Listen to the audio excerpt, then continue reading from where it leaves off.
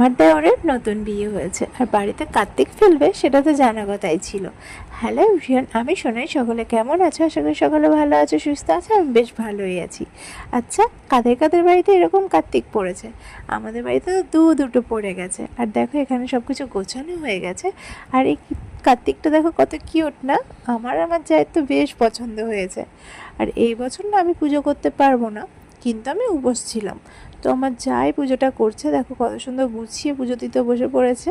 তো এখানে হচ্ছে ফল, মিষ্টি, দই এইগুলো দিয়েই একদম ঘরোয়াভাবে পুজো দেওয়া হয়েছে।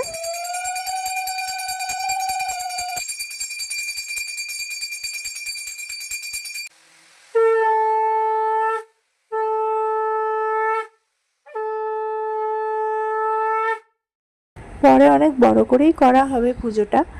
তো দেখো আমাদের গোপু সোনাকে কত কিউট লাগছে। তো ভিডিওটা এই পর্যন্ত, চলো সবাইকে টাটা।